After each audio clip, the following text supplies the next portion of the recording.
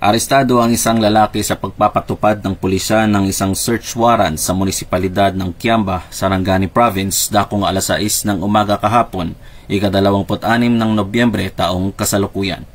Pinangunahan ng Kiamba Municipal Police Station katuwang ang mga operatiba ng iba pang unit ng pulisya ang operasyon na alinsunod sa search warrant number 31-2025 na isinagawa sa Purok 7, Barangay Katubaw.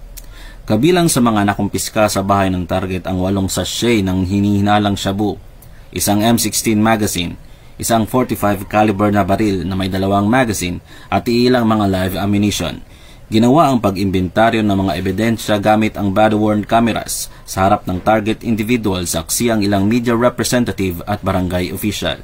Samantala, inihanda na ang mga kasong paglabag sa RA 9165 at RA 10591 laban sa suspect.